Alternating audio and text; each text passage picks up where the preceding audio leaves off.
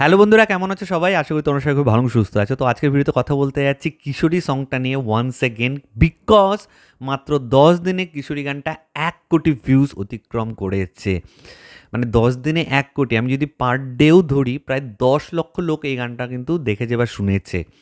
তো আমি একটা জিনিস ভাবছিলাম যে খাদানের অন্য গানগুলো ভালো ভিউজ পাচ্ছে, কিন্তু কিশোরী গানটা যেন অন্য লেভেলে চলে গেছে।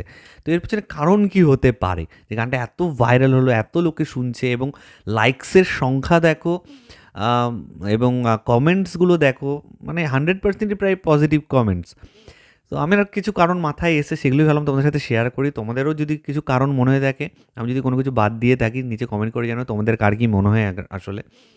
তো সবার ফার্স্টে দেখো, একটা গান তখনই ভাইরাল হবে যখন সেই গানটা একটা লোক আরেকটা লোককে রেকমেন্ড করবে, মানে শেয়ারও করবে আর কি, বলবে যে এই গানটা একটু শুনে রাখতো, এই গানটা একটু শুনে রাখতো। তো আমার মনে হয় কিশোরী গানটার মধ্যে একটা আলাদা ভাইব আছে। আমি এটা অনেকবার মেনশন করেছি, আলাদা একটা মায়াবী ফিল আছে কোথাও গিয়ে। এবং রতিজিৎদা খুব ভালো গেয়েওছে, কম্পোজিশন খুব ভালো, লিরিক্স খুব ভালো, রতিজিৎদা অন্তরা দুজনে খুব ভালো গেয়েছে। তো গানটা সত্যি খুব ভালো হয়েছে, এখানে কোনো দ্বিমত নেই। সেকেন্ড, আমি বলবো যে পিকচারেশন। এই গানটাই যদি আমার মনে হয় এই লোকেশনটা বাদ দিয়ে, খাদান যেহেতু সিনেমার নাম, এই লোকেশনটা বাদ দিয়ে অন্য যে কোনো, ধরো একটা ভালো গাছপালা ভর্তি এরকম একটা জায়গাতে তো করতে পারতো, তাই না? সেখানে করলে হয়তো গানটা ভিজুয়ালি দেখতে হয়তো এত ভালো হতো না, কিন্তু খাদান যে জায়গাটায় শ্যুট করেছে, এমন ভালো ভালো জায়গা, লোকেশনটা এত ভালো, পিকচারাইজেশন দারুণ। তো অডিও ভিডিও দুটো জিনিসই পারফেক্ট আছে, খুব ভালো হয়েছে।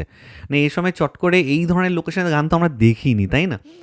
তো দেবদা অনেক ইন্টারভিউতেও বলেছে যে আমরা অনেকটা ফিট নিচে গিয়ে ওই লোকেশনটা পেয়েছি, এখন সেই লোকেশনটা জলে ডুবে গেছে। জাস্ট ভাবো। তো গানটা খুব ভালো, খুব ভালো গাওয়া হয়েছে, খুব ভালো পিকচারেশন হয়েছে, এবং দেবদার একটা ফ্যান বেস। দেবদা যেখানেই যায় লাখ লাখ লোক হয়ে যাচ্ছে। দেবদা দেখবে লাইভে যদি আসে বা কোনো কিছু যদি ফেসবুকে শেয়ার করে, 10 মিনিটে প্রায় 50-60 হাজার ভিউজ পড়ে যায়। হ্যাঁ, আর শেয়ারও করে প্রচুর লোকে, এবং লাখ লাখ ভিউজ তো হয় দেবদা কোনো ভিডিও চালে। আর দেবদা ফিজিক্যালি যেখানে প্রেজেন্ট হয়, মানে কি বলবো, আর এখানে লোকে পা রাখার জায়গা থাকে না। এটা যারা দেখেছে সামনাসামনি তারা সকলেই জানে। তো এই একটা ক্রেজ তো রয়েইছে। তার পাশাপাশি আমার একটা কারণ মনে হয়েছে ইধিকা পল। ইয়েস, ইধিকা পল। আম, কোথাও গিয়ে আমার মনে হচ্ছে, যেহেতু বাংলাদেশ মানে প্রিয়তমা করে সে ফেমাস হয়েছে, তো বাংলাদেশের কিছু ভিউয়ার্সও হয়তো এই গানটা দেখছে। এই কারণটাও কিন্তু মাথায় রাখতে হবে, আমার কোথাও গিয়ে ফিল হচ্ছিল আর কি।